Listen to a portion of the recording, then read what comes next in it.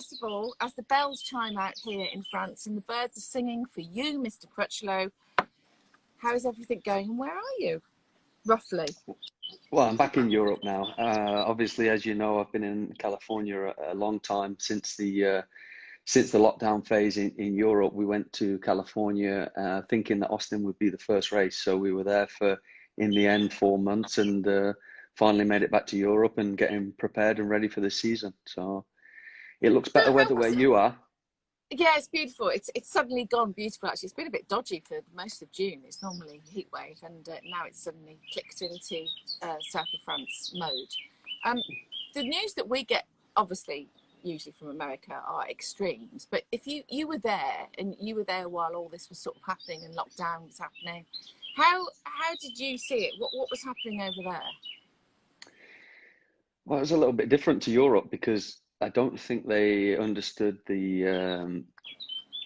how difficult it was in Europe and how locked down it was. So over there, they were social distancing. Yes, to an extent they were locked down, but in the end, everything was open. You just had to wear a face mask and you could do basically whatever you wanted. No social gatherings, but I mean, we stuck to the rules. We stuck to the rules of Europe, really. And Lucy and Willow locked down quite a lot. I was still able to go out on my bicycle. But in the end, I went out alone and, stuck to sort of the European rules to make sure that we were safe from the virus and everybody else was safe from the virus. And but there in America, as I said to you yesterday, half of them are walking around in NASA spacesuits, not trying to get it, and half of them are walking around naked, thinking they're they're invincible to it. So. Yeah, it was a strange situation, and obviously a strange situation for everybody around the world. Something that in my lifetime that we've never dealt with, maybe in your lifetime as well, that, the world's never dealt with. And I think hopefully, we're turning the corner now. Well, I'm not mentioning women's age. That's, that's sure. I'm not much older than you, I mean, it's a decade and a half-ish. The only thing that I did want to bring up with you first and foremost in this interview is I love how much you are honourable to Neil Hodgson with your Suzi Perry 100. Shut up. It's a very nice thing. I'm sure he's very, very proud of that. He is actually. And he brings it up all the time. It's quite simple. It's just that Suzi Perry was taken. So I just stuck 100 on the end. And I don't know why. And it really wasn't anything to do with Neil. But of course, now Neil says that it's an association. Oh, I'm sure he's well happy. I'll be getting a message in a minute saying thanks very much for mentioning it. Do you know, I got a message from him the other day. Do you know he's got, his friend Dickie? I know you know about this because in your podcast with him and Gab, he mentioned Dickie. Yeah. Because Dickie kept saying to Neil, if you were on the grid now, could you get on the podium? That question. Well, Dickie has got a bit of a soft spot for me, apparently, and that's why he's called Pork Scratchings Dickie, because he sent me a packet of pork scratchings, not knowing that I was vegetarian. Anyway, that's another story. So the other day, they were having a bit of a night in the garage. Like garage parties you'd have when you were 16, discos and stuff, and everybody be getting off with each other and whatnot. But that's what happened in Wolverhampton anyway, and you weren't that far away in Coventry, so I'm assuming it was the same thing. So I got this message from the two of them. It looked like a sketch from the Fast Show. They were both absolutely hammered. And it was the most hilarious message you could possibly imagine. And then, of course, the next morning I get another message. Oh, sorry for sending you that drunken message. It's because we are going back to being 16. And the thing is with Neil, it takes him probably 2 pints and he's hammered. Exactly. And then he stays in that sweet spot there all night. It's really weird. Yeah. You don't drink anymore, do you? Don't forget how many planes we've taken together over the years, and on the long haul flights when he drinks a couple of glasses of wine. There is a famous story. There's two famous stories with Neil that are really, really true. And I remember him once sitting next to Max Biaggi, and he will tell you, as you know, I gave him a sleeping tablet, but he took the sleeping tablet, but I think he took another one of his own, and he drank some wine. But the whole plane could hear him laughing at his his TV or his iPad that he was watching, and everybody was standing up in the middle of the night looking at what this guy is laughing at and thinking he's just an absolute lunatic. The good thing was half of it was the paddock, but the reputation he will have had after that of getting, you know, him being hammered on a plane, drinking red wine, laughing at the top of his voice.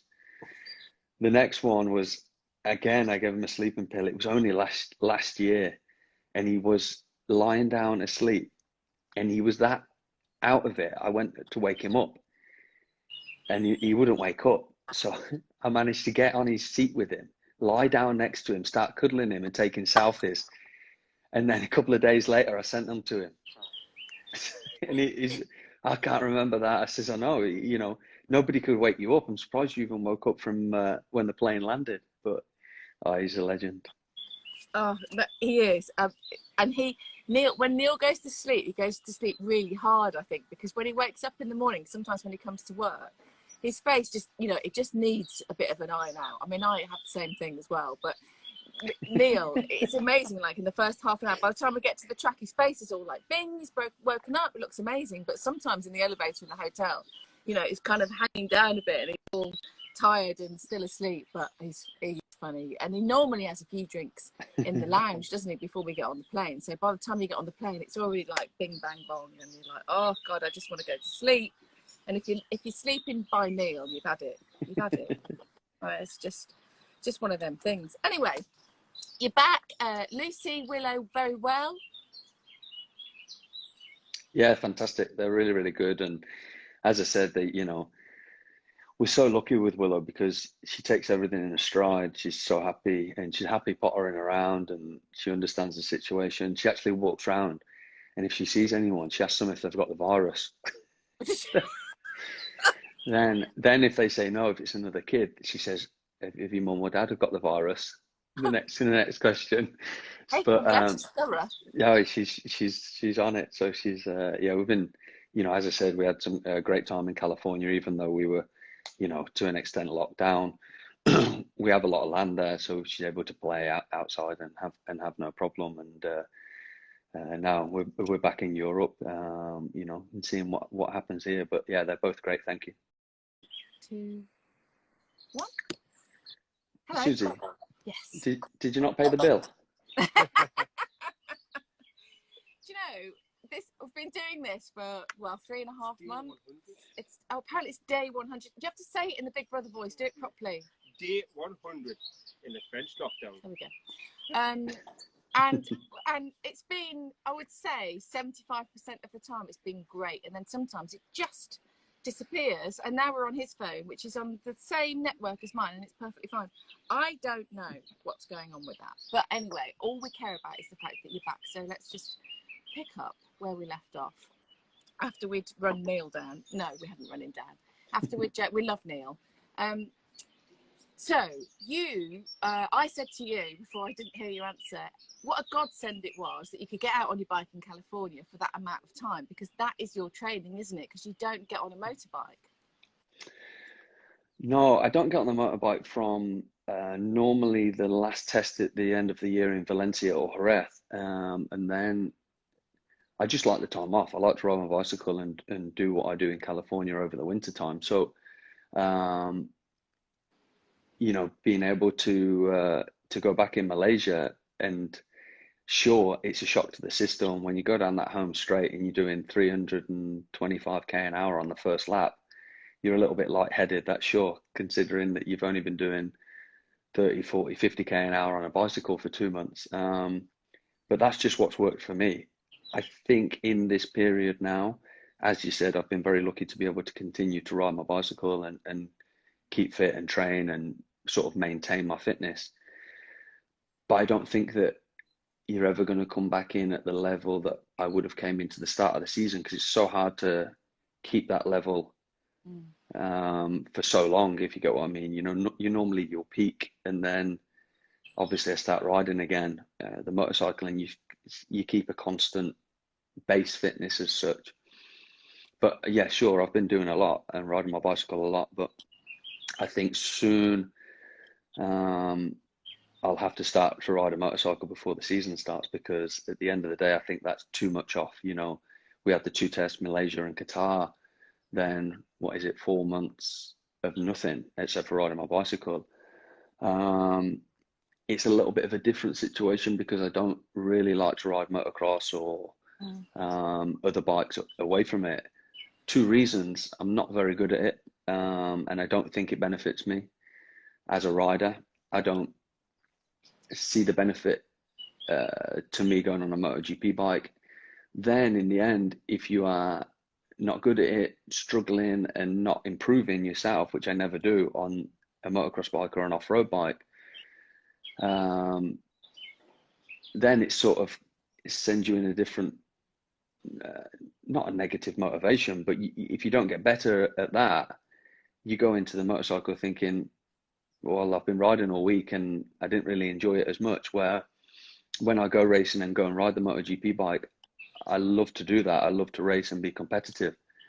So it's just a different way of working compared to the other riders, but I think it's worked for me over the years because obviously after my injury in 2018, I had the whole winter off. I didn't even touch the bike from Australia to Malaysia test, which was a long time. I had all the rehab and I was absolutely fine at the Malaysia test. And I went to Qatar and stood on the podium back at the first race. So it obviously works for me. So I understand what works for me and it's different for different riders. But yeah, I've been very lucky to be able to continue to ride my bicycle and be outside and be fit in that way. There's two things that I was thinking there. The reason why I said you were lucky was because obviously that's your primary source of fitness, because I know you don't go to the gym. But if you'd been in Italy, you wouldn't have been able to go outside and ride your bike. And then I don't know what you would have done to have kept fit. Maybe you even thought about that. And secondly, the motocross thing, do you think that would agitate your ankle? Yeah, it's, the motocross thing is obviously your ankles on a motocross bike and your knees and hips are a big part of, you jump on a motocross bike. It's as simple as that. And I don't know how the ankle would react to landing off any sort of jump. Not that I can jump very well because I can only just jump about a foot off the floor. But I mean, if you caught it in the wrong way or something like that, for me, there's no point to risk it. I haven't done it. I didn't even do it before I had my ankle injury. So there's no point for me to do it now.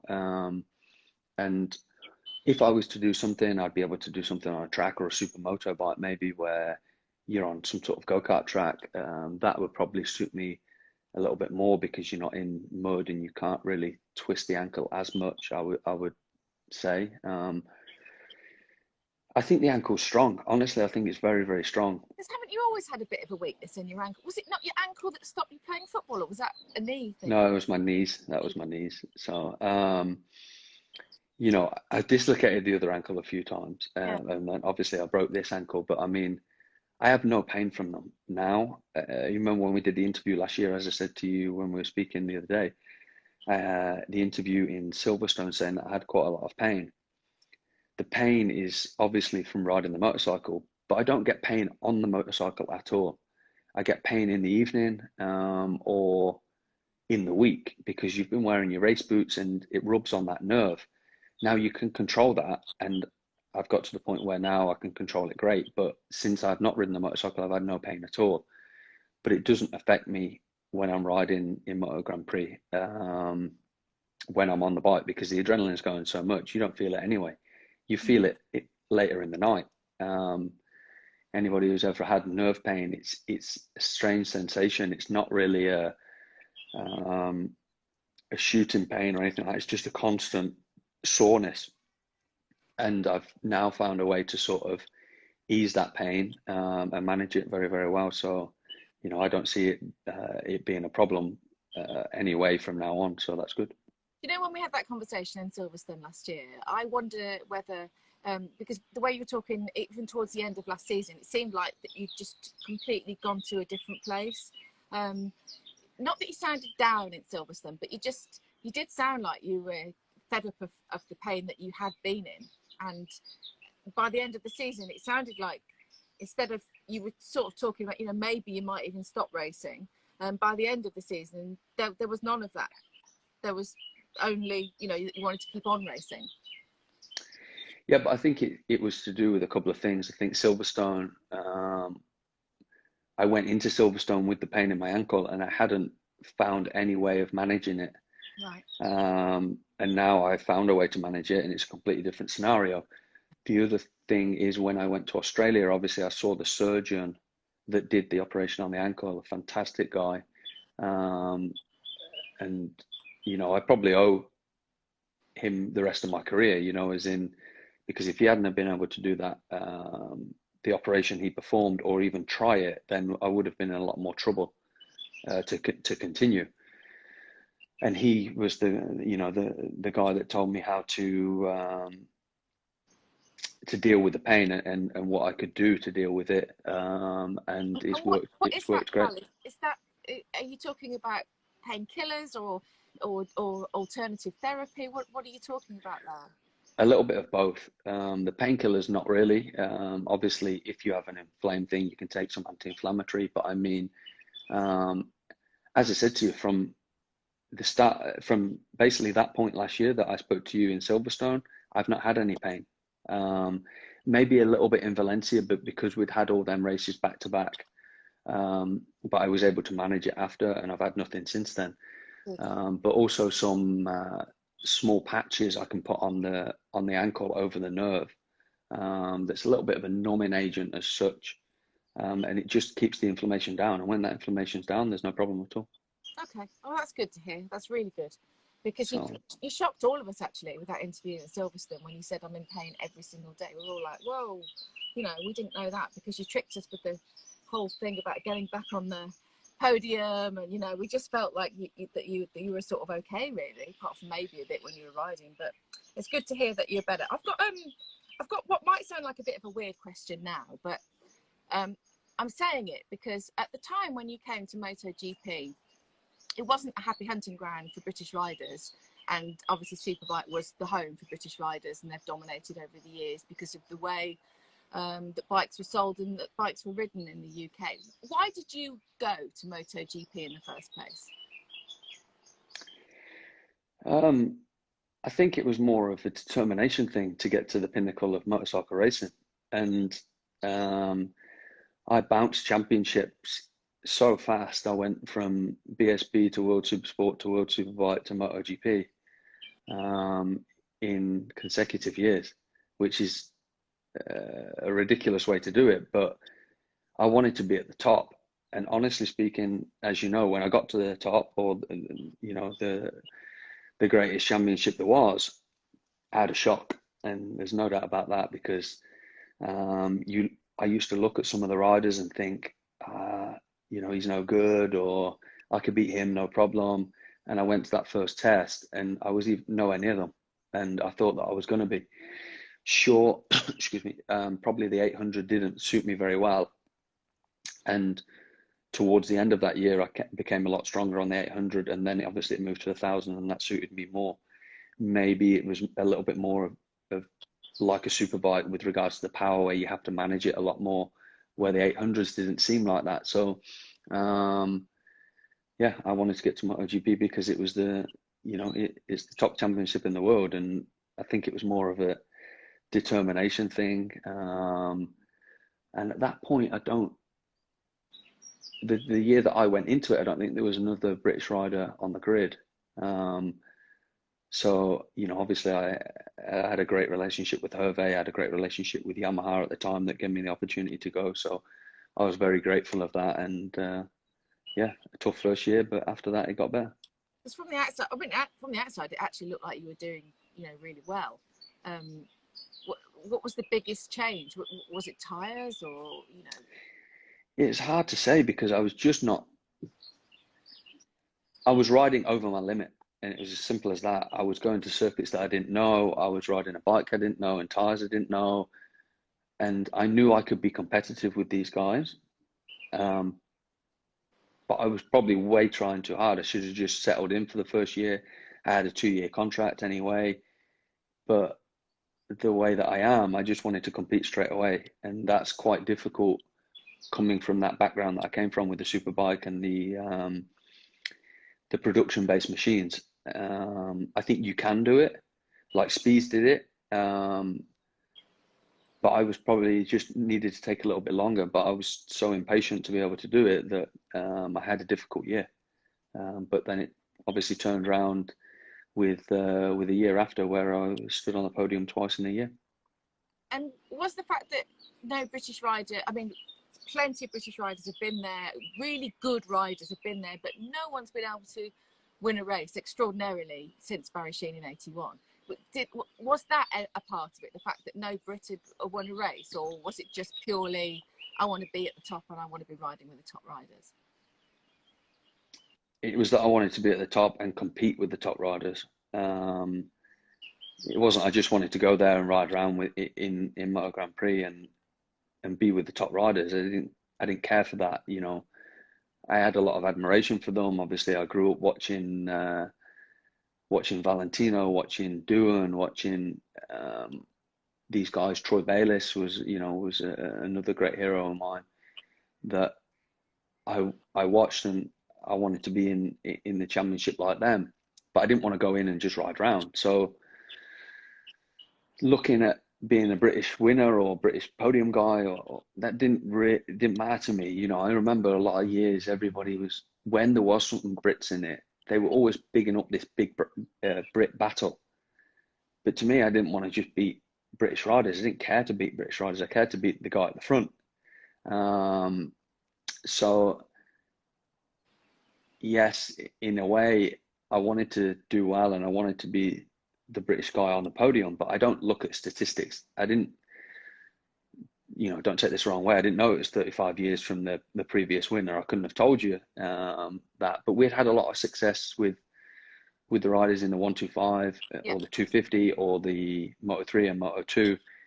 So to be able to be that guy that was finally the British guy to be able to do it, yes, it made me very proud and it was a humbling experience to be able to do it. But I didn't look at it that I had to be that guy. I was pleased that I was, because I felt that I put in the work and I felt that I deserved it, because I'd been getting some podiums and there hadn't been guys on the podium, British guys on the podium in a long, long time in Moto Grand Prix. So it was nice to be that guy, but I didn't look at it that, I never look at statistics. I just try and go as fast as possible and give my 100%, and if that means it's 10th place, then I know that I've still given my 100% on that day, but some days it just turns out it's first place. The thing is though, Cal, nobody goes into MotoGP wanting to just ride around. I mean, everybody goes in thinking that they're going to nail it and win races, get podiums, win. Everybody goes in hoping to not just do their best, but to be a winner. So what's the difference between someone like you, you've had 3 wins now, and you've come from a really strange background for MotoGP, because you haven't come through the 2-stroke era, if we're going to go back in time a little bit, and somebody like, I don't know, the Espargaro brothers, or any of the paddock that haven't achieved any race wins. What's the difference? I don't know. Obviously, you have to be determined. You have to make the most of the opportunity you've been given. Now, I look at everybody in Moto Grand Prix, and I look at other riders around the world, and there's some amazing, fantastic riders, and a lot of them are a lot more talented than me. But it's how much you're willing to put in, how much you are determined to do it, and what you can filter out. As in, what I mean of that is, sure, when you go and win a race, or when you get on the podium, or you have good races, everything's not perfect, and you have to ride around things. So it's whether you can do that or whether you can't, and I believe that's been quite a key thing to the success that I've had when I've been in the podium or won races, that everything's not perfect, but you have to take your opportunity when you get it and go for it, but yeah, I've had a good run in Moto Grand Prix. If you look at the statistics, it's not a bad run. I think there'll be Mark, Valentino, Maverick, and Dovi are the only guys that have had more podiums than me in Moto Grand Prix.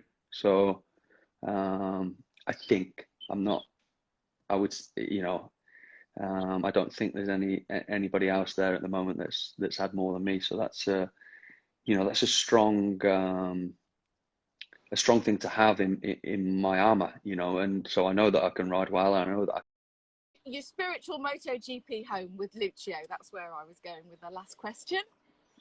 yeah, I think, you know, obviously I had a great time with Hervé in Tech 3, managing to get my first podiums after, as I said, the first difficult year, to go into the next year and go fourth place twice straight after each other, and then have two podiums was great. Obviously, my third year with them was good as well. Then I made the switch to Ducati, which I thoroughly enjoyed. Working with Davide and Gigi and the team there was great. You know, it was the bike just wasn't wasn't ready, and I was trying. I'd come from Yamaha where I was able to get results, and I was being impatient with it. And finally, I got the result in Aragon. I had a great race in Phillip Island until the last lap.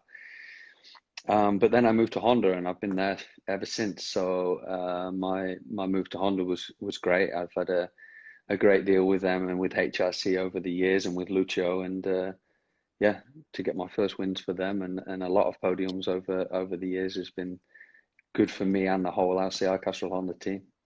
Yeah, you've had 19 overall, I think, in your time in Moto Grand Prix. I mean, it has been an incredible career. Those 3 wins, extraordinary. And just take us back to the first one in Brno. Obviously, you know, it was raining, and then you did it in the dry later that year. But to win, to stand on that top step, can you remember the feelings? Were you aware of what you'd achieved at the time? Obviously, as I said to you before, I didn't realize the 35 years and all these things, but you know, I knew that 2016 I felt really good with the bike. We made a chassis change that suited me better, and something that the other guys had tried and they didn't like, and then I tried it and liked it, and then they went back to it and continued with it, and we were on it for a couple of years after that. Essentially with some small modifications, but it just worked well for me, and I had that win in Brno. Then obviously I had the Silverstone podium with the second place there, which was, I would say, one of my best achievements. We had a great race. Maverick won the race from lap 1, but I mean, we had a great battle behind, and something of a great spectacle. And that year was, you know, was great to have them podiums, and again another win in Australia. So to have a win in the both wet and dry was really, really good for me. Yeah, really extraordinary. In Australia there that you mentioned has been a place of great drama for you, I suppose you could say, over the years. I mean, the huge accident, the well-documented accident that you were talking about, your injuries earlier, but then to come back and do so well the following year, that must have meant a lot to you as well. After my crash, after my injury, yeah, you know, I think, as I said earlier, to have the whole time off the bike and not know how I would come back was a really strange feeling. But when I finally did come back and went to Qatar and got on the podium, I'd had fourth there the year before, so I knew that I could be strong at Qatar. And there's always a thing that I do every year, and if I obviously, you target to be on the podium, you target to win every race, but it's not possible. It's never going to happen. So I target races or I think that I'd like to be on the podium at circuits that I've never been on the podium before, and Qatar was one of them. So you know, it was a great start to last season, and you know, obviously I had another couple of podiums, one in Saxon Ring and one in Phillip Island again. So this year I've been on the podium at Misano and not the other racetracks, so I'll have to target them once. For anyone that doesn't know, by the way, the accident that Cal's talking about, it was huge. And actually, but during the winter, you couldn't even walk, could you? And you were riding, I know you were riding your bike, and you were hobbling to your bike in Qatar. So to get that podium was pretty astonishing. But it sort of tricked us then for the rest of the year. We thought that you were all good. A little Honda bomb, will call it, I suppose, happened 3 weeks ago in the old rumour mill with the news that Honda was signing Pol Espargaro for 2021, and that was before Alex Marquez had done a race, which in any story is quite extraordinary and doesn't show really that much confidence in Alex Marquez to the outside world. I know you have to be careful what you say, because obviously you work for Honda, you signed for Honda, but what were your thoughts on that scenario? It is what it is, you know. At the end of the day, obviously, I know more than what I can say. I wish I could tell you everything, but I'm not going to. And at the end of the day, it looks like Honda might go in a different direction, but that does not mean that I won't be riding for Honda. That's sure. You know, obviously, I have such a great relationship with HRC over the years, and also with Lucho and the team. So to have my first wins and all the podiums, you know, they mean a lot to Lucho and to HRC over the years. But you know, maybe they'll go in a different direction. Nothing's been confirmed, obviously, yet. But we'll see in the next coming weeks, I'm sure. But from the sort of outside, from a fan's perspective looking in, the question will be: do you want to stay racing in MotoGP? Absolutely, yeah. And as I said that at the end of last year, even though Silverstone obviously had the pain, then it subsided a lot towards the end of the year. I had some good results with the podium also in Phillip Island, and I went to Malaysia this year and I was second fastest in the test there, straight off the bounce. And I still have the want, the determination and the motivation to do well in MotoGP. And the thing is I can be on the podium every year. And the guys that I'm not saying I'm fighting against jobs for, because I'm not fighting for a job. I'm discussing with everybody to ride, to be a MotoGP and have a competitive package to do well. And my motivation to do well is always high. And they don't get podiums every year, and they haven't got podiums every year. So I'm in a very, very good position with where I'm at. And yeah, hopefully we'll have some more podiums this year and next year. Yeah, obviously we hope so too. Help me try to understand the scenario, if you can, of if Honda did sign Pol, who's 29 years old. He's done great things on the KTM, but he's had one podium in his career in MotoGP, and you've got Alex Marquez coming in as the Moto2 world champion, almost being sort of shunted before he's even started. Who's Spanish and Pol is Spanish. I mean, I understand the sort of the politics that swirl around MotoGP and sponsors and everything else, but it's a strange one. Can you help me understand why this would happen? When's your next breakfast club? Maybe you could get one of the the bosses on, and then they'll be able to explain a little bit more. Yeah, I don't know if it's strange or not. You know, you've got Alex, who I think will do well in his career in the end in Moto Grand Prix. He's a great rider. He's a Moto2 world champion, as is Pol. So, I believe that they'll both do a great job if they both ride for Honda, and that's the way it pans out. But on statistics wise, as you said, Pol's had one podium in a lot of years in Moto Grand Prix, and he's been riding good bikes. The Tech 3 bike.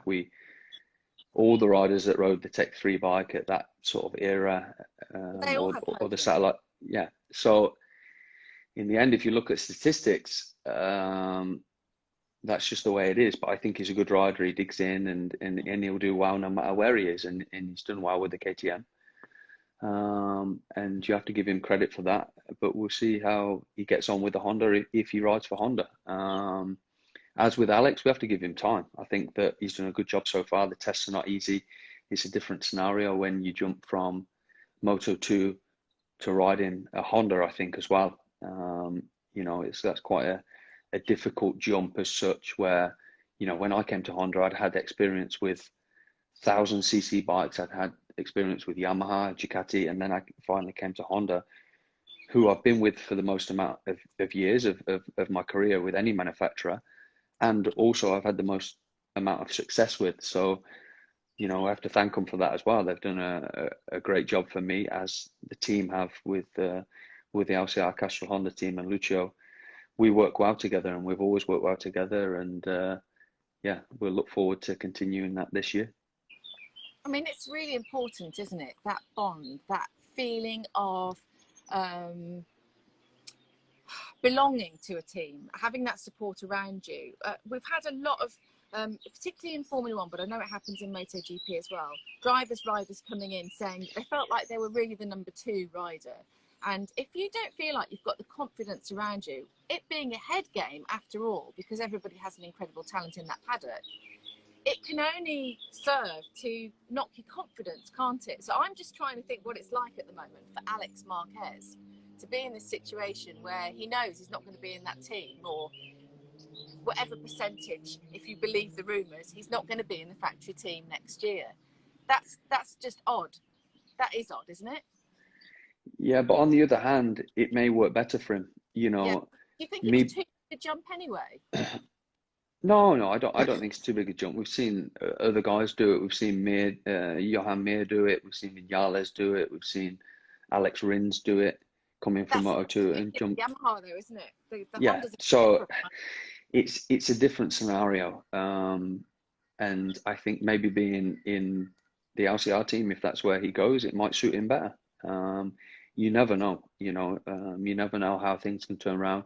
You never know how the bikes are going to change and how they will adapt to them after a little while. You know, you can't expect these guys to jump from, it's like a guy jumping from Moto3 to Moto2. They don't usually go and be straight up there straight away. And we have to give these guys time, to adapt and be fast. But maybe that situation will be more in his favor than what people are thinking, Also the way it works, my years in LCR, sure, I'm treated like a factory rider. I have a factory contract with HRC, but it suited me very well working for Lucio and riding for the team there. I've done a lot of the testing work. I've done a lot of the stuff. We get great parts. We get great support. But that environment suited me well, I think. So it's different for different people. Yeah, of course. I mean, people have different mindsets, and what makes people tick is obviously different. And we love and know Lucio. I mean, I used to interview Lucio when he was riding, and I loved him when he got on the podium because he'd just cry all the time, and it would just be this amazingly impassioned interview. And and he is so 100% for racing MotoGP bikes. I mean, it just oozes out of him. And he's a wonderful guy. It's a great team. You have got amazing people in that team and incredible support, and it really shows. I think when you walk in as a journalist into that garage, you don't feel as though you shouldn't be there, and they want to help you do what you do best, and it's always fun, isn't it? It's a good vibe, which I think is important when you're riding. In your, I know a lot of people will be thinking this at home now. In your opinion, do you think that Honda will 100% have to keep a Japanese rider in any scenario, or do you think that that's flexible as well? I think it's flexible. I think it's also down to HRC and Lucio. Lucio's came out and stated he wants to keep me riding for the team. That that's not even a question. But sometimes politics talk in MotoGP, as we know, and this is the way it is. But if I were to not ride for LCR next year, I've had a great series of years with them. The stuff that we've been through, the emotions we've been through together, the friends that I have there in the team, with me working with Beefy, with me working with the mechanics. It's been some great years. So sometimes it works out, sometimes it doesn't. In the moment, I've not heard anything different to that we'll be racing this year, and get some information on next year soon. So the same as everyone else. Yeah. And just in case it didn't work out with LCI, you would still want to stay in MotoGP and look at other options, maybe, if that was the case.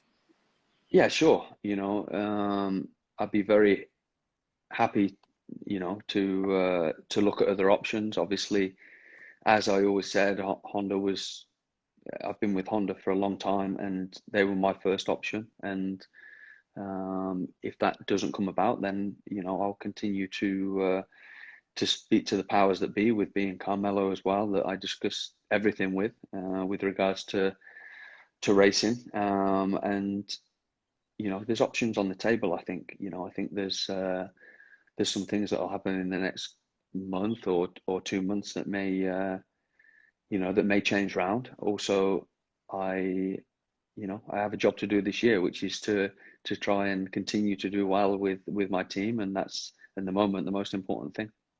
Yeah, absolutely. Of course, I know you have got a close relationship with Carmelo Espeleta, who's the guy that runs the championship. For anybody that's not au fait with everything, he's the Dorna boss. Also, there's the sort of British side of things, television, who pay a lot of money and would like to have their top British rider, while he wants to stay still on a good bike in a good team. There's so many different pieces of the jigsaw puzzle, isn't there, when it comes to contracts and negotiations and sponsors and everything else, and passports and the like. So you think it will all unfold over the next 4-6 weeks, something like that? Yeah, I would say so. I think that as we know, politics are a big. And you've got a month to go now before racing. It's also a good scenario. What's a good scenario? Well, to be in a tricky scenario. Oh, because you don't have to say. Because, or do you like watching me try and run around? And because maybe the cards are in my hand as well, Well, I hope so. For you. Yeah, well, I think we'll know some more in a couple of weeks. It's as simple as that. So, and then we'll be racing in 3 weeks, is it? So we look forward to that. Yeah, I think it's 4 weeks. Well, one of us should know, really. I might go a week early. You've got to go a week early because of the whole quarantine thing. Yeah. That's probably what you're thinking of. But yeah, I mean, obviously it's going to be very different. The calendar is very different. So one quick question while you're on is in the way that the calendar is laid out, I mean, obviously it's the same for everybody, I know that. But how do you feel about it from your perspective, to where you're going, to the races that you're going to? They wouldn't be my favorite tracks, but it's the same for everybody else. It's the same for everybody. We have to deal with it. And it's great that Carmelo, Dorna, Erta, and the FIM managed to get us racing. It's as simple as that. So we have to take what we can. We have to enjoy to be back on the motorbike and be racing and be competitive. And I think we're all looking forward to it. So and you'll be able to see it at home on the TV. Yeah. Are you looking forward to the test on the Wednesday? Because I just would love to have been there actually at that test, which I don't say very often. But that's going to be. It feels like it might be a bit wild on the Wednesday.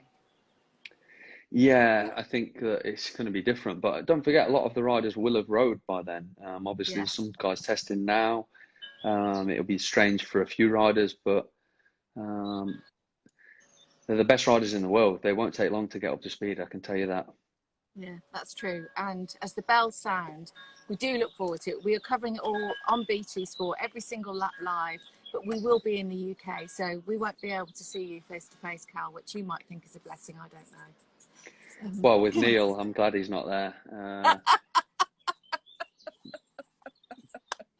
Gav as well, he's not getting any better looking.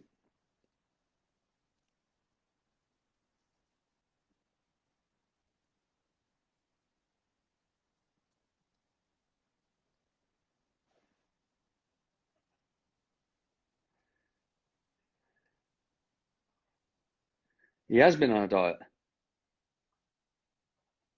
Wow, that's good. That's good.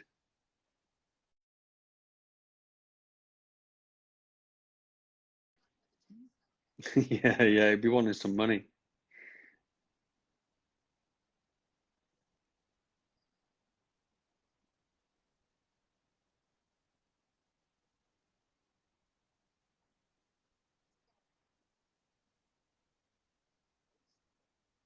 Yeah, yeah, I can hear you. Yeah, just.